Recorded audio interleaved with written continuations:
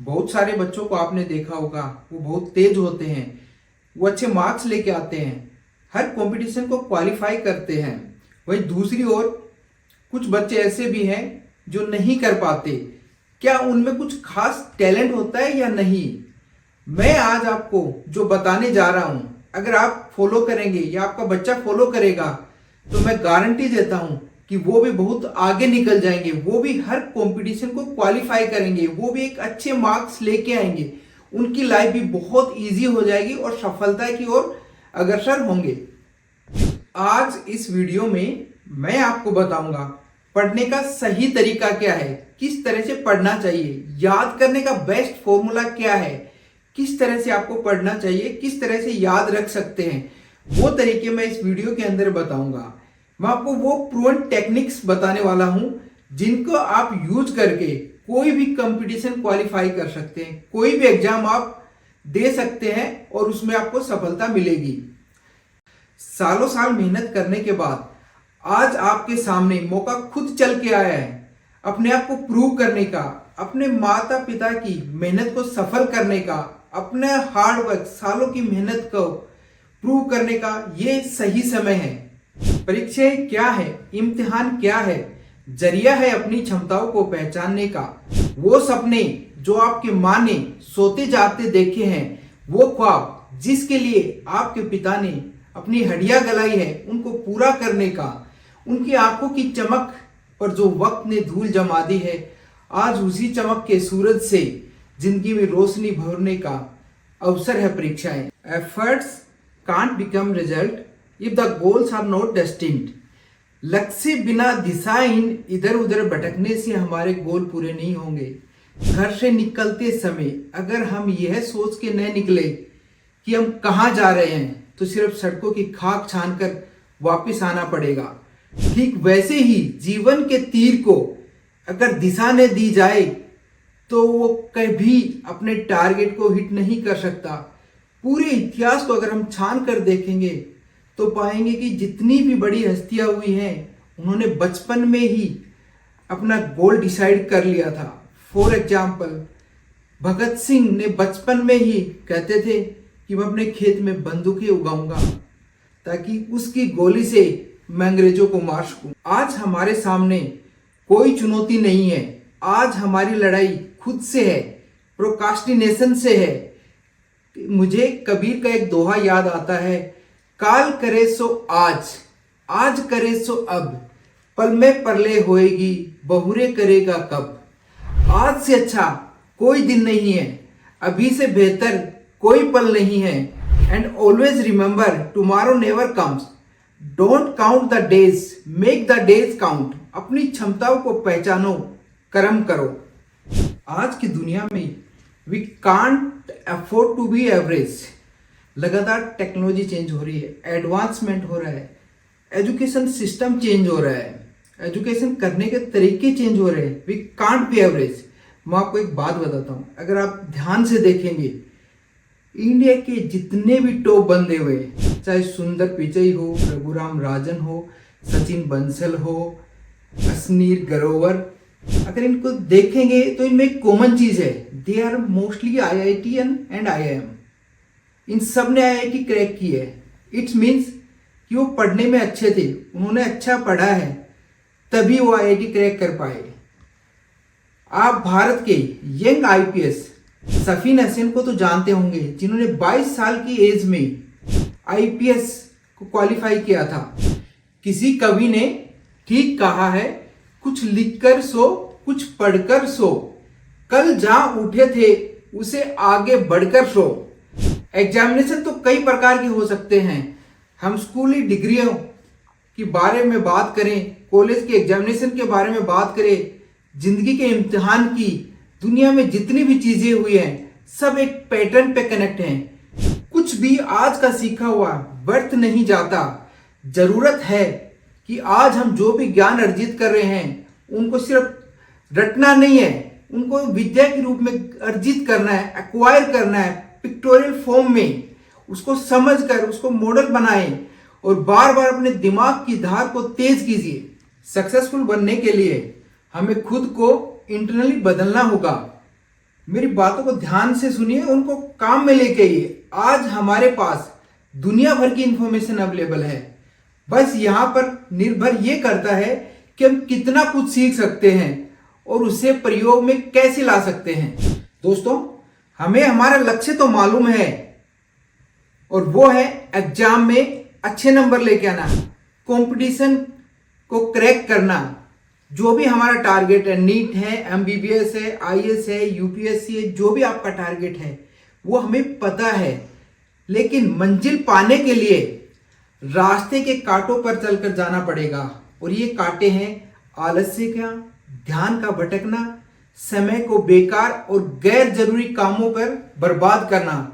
सवाल यह है कि इस सब से पार कैसे पाए, कैसे ध्यान को लक्ष्य पर केंद्रित करें, खुद को कैसे प्रेरित करें कि हम अपनी सब आकांक्षाओं को हासिल कर पाए। अगर आप किसी भी परीक्षा की तैयारी कर रहे हैं तो उसके लिए सबसे जरूरी है अनुशासन। आपको डिसिप्लिन होना पड़ेगा। किसी भी परीक्षा की तैयारी के लिए एक डिसिप्लिन वे में एक टाइम टेबल बनाइए और उसको अनुशासन के साथ फॉलो करें। टाइम टेबल में खुद के लिए ब्रेक भी शामिल करें। अब मैं जो दूसरी चीज बता रहा हूं वो है परीक्षा की टाइमिंग और परीक्षा के तरीकों का जानने का सबसे बेहतर तरीका। वो है आपका मॉक टेस्ट और पुराने पेपर। इनको आप हल कीजिए और हल करने से आप परीक्षा के समय टाइम मैनेजमेंट कर सकेंगे और प्रश्न के तरीके और पूछे गए प्रश्नों की जानकारी हासिल कर सकेंगे। एक अहम बात जो मैं आपको बताने वाला हूं वो बड़े ध्यान से सुनिए, वो आपको स्टडी में बहुत काम आने वाली है। वो है अपनी बॉडी क्लॉक को समझना और उसको समझकर पढ़ाई करना। हर इंसान का एक बॉडी क्लॉक होता है। अगर इसे पढ़ाई से रिलेट करें तो आसान शब्दों में इस तरह से समझ सकते हैं कि 24 घंटे के समय में एक समय ऐसा होता है जब हमारी कार्य क्षमता चरम सीमा पर होती है। इस समय जब हम कोई भी काम करते हैं या कुछ पढ़ते हैं तो वो हमें इजीली याद हो जाता है और लॉन्ग टाइम तक उसको याद कर पाते हैं। उस समय हमारी जो कैपेसिटी है, काम करने की क्षमता है, वो बहुत हाई होती है। तो आपको अपनी क्लॉक टाइम के हिसाब से, बॉडी क्लॉक के हिसाब से आपको अपना टाइम टेबल सेट करना पड़ेगा। देखिए, जब हम अपनी बॉडी क्लॉक के हिसाब से तैयारी करेंगे, जैसे कि कुछ लोगों को रात को पढ़ने में बहुत अच्छा लगता है और उनको पढ़ा हुआ याद रहता है।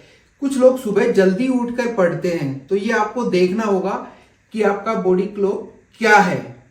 अच्छी तरह याद होता है किस टाइम आपका सबसे ज्यादा एक्टिव रहते हैं।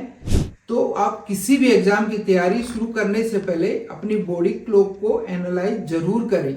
दिन रात कड़ी मेहनत करने के बावजूद कई स्टूडेंट एग्जाम में अच्छा स्कोर नहीं कर पाते हैं। उनकी परफॉर्मेंस उनकी उम्मीद से बहुत कम होती है। तब यह समझ में नहीं आता कि तैयारी में क्या और कहाँ कमी रह गई जिसकी वजह से अच्छे नंबर नहीं आए। दरअसल उनकी मेहनत में कोई कमी नहीं होती, बल्कि उनके पढ़ाई करने का तरीका कम नंबर आने की वजह है। अगर आप किसी की बोर्ड एग्जाम की परीक्षा की तैयारी कर रहे हैं या आप कोई भी कंपटीशन के एग्जाम की तैयारी कर रहे हैं, to make things easy for you, मैं आपको एक तगड़ी एंड ट्राइड एंड टेस्टेड तकनीक जो मैं अभी बताने वाला हूं उसको बड़ा ध्यान से सुनिए। और उस टेक्निक का नाम है पोमोडोरो टेक्निक। पोमोडोरो टेक्निक क्या है? ये एक टाइम मैनेजमेंट टेक्निक है जिसमें वर्किंग आवर को छोटे छोटे भागों में बांट दिया जाता है। 1980 के दशक के अंत में फ्रांसेस्को सिरिलो ने अपने पोमोडोरो टेक्निक का विकसित किया था। उस समय सिरिलो यूनिवर्सिटी स्टूडेंट थे और अपनी पढ़ाई और असाइनमेंट पर फोकस नहीं कर पा रहे थे। इससे निराश होकर उन्होंने खुद को केवल 10 मिनट तक फोकस करने के लिए तैयार किया। पहली बार ऐसा करने से उसका उत्साह बढ़ा और इस प्रयोग के लिए उन्होंने एक टमाटर के साइज की किचन टाइमर मिला और इस तरह पोमोडोरो टेक्निक का जन्म हुआ।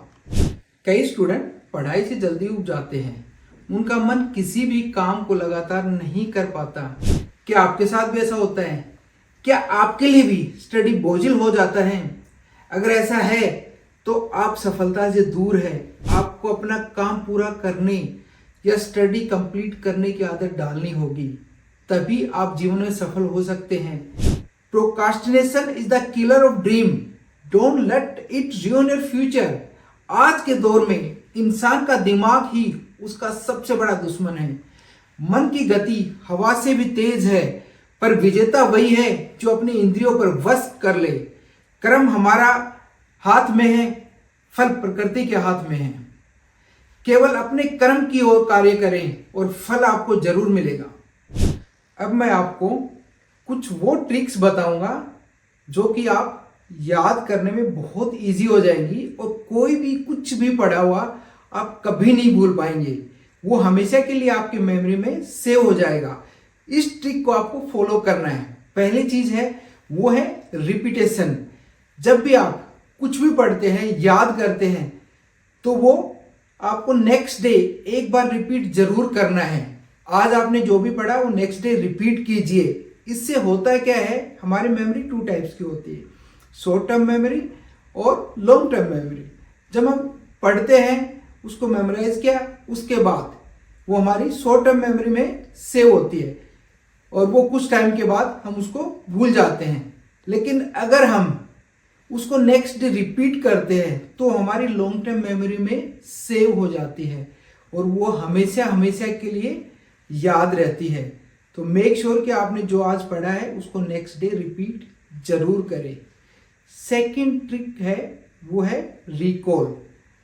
जब भी आप पढ़ते हैं, आपने कुछ पढ़ा, उसके बाद उसको एक्टिवली रिकॉल कीजिए कि आपने क्या पढ़ा है, उसको समझिए। वीडियो के अंत में मुझे महाभारत की वो पंक्तियां याद आती हैं जिसमें श्री कृष्ण कुरुक्षेत्र के मैदान में हताश बैठे अर्जुन से कहते हैं, हतो वा प्राप्यसि स्व जित्वा भोक्ष्यसे महीम तस्मात् उत्तिष्ठ कौन्ते युद्धाय कर्त निश्चय। अगर युद्ध में तू मारा जाएगा तो तुझे स्वर्ग की प्राप्ति होगी, अगर युद्ध में तू जीत जाएगा तो पृथ्वी का राज भोगेगा। अतः हे कुंती नंदन, तू युद्ध के लिए निश्चय करके खड़ा हो जा। तो मैं उन सभी स्टूडेंट्स को कहना चाहता हूं कि हे विद्यार्थी, लग जाओ अपने कर्म पर। The future is yours, put the pedal to the medal and remember, manners make man but hangers plan efforts and hard work make a successful man. तो मैं वीडियो के अंत में कहना चाहूंगा, यही आपका समय है। आप अपना 100% फोकस लगाइए। जो बच्चे 9th 10th में हैं, उनके पास अगले 4 साल हैं, या तो अगले 4 साल में आप मेहनत करके पूरे लाइफ में इंजॉय करेंगे, एक अच्छी सक्सेसफुल लाइफ जिएंगे, या 4 साल आप आराम कर लीजिए, आगे की आपकी लाइफ टफ जाएगी। ये मैं आपको दोबारा रिपीट कर रहा हूँ, 4 साल आप अच्छी से मेहनत कीजिए, आपकी लाइफ चेंज हो जाएगी, आपकी फैमिली की लाइफ चेंज हो जाएगी। और जो लोग कंपटीशन की तैयारी कर रहे हैं, उनको एक पैटर्न के हिसाब से तैयारी करनी पड़ेगी। तो वीडियो आपको कैसा लगा आप मुझे कमेंट्स बॉक्स में ज़रूर बताइए और please like share and subscribe. और अगर अच्छा लगा तो अपने दोस्तों के साथ शेयर कीजिए, उन सभी स्टूडेंट्स के साथ शेयर कीजिए। और मैं पेरेंट्स से कहना चाहूँगा कि आप अपने बच्चों की पढ़ाई पे फोकस कीजिए। आपकी सक्सेस आपकी बच्चों की सक्सेस पे डिपेंड करती है। अगर आपका बच्चा सक्सेस हो गया, उसके लिए आपको धन दौलत इकट्ठे करने की जरूरत नहीं है। आप अपने बच्चे पे पैसा लगाइए, उसको कामयाब बनाइए, बाकी तो धन दौलत तो वो अपने आप अचीव कर लेगा। Thank you. जय हिंद, जय भारत।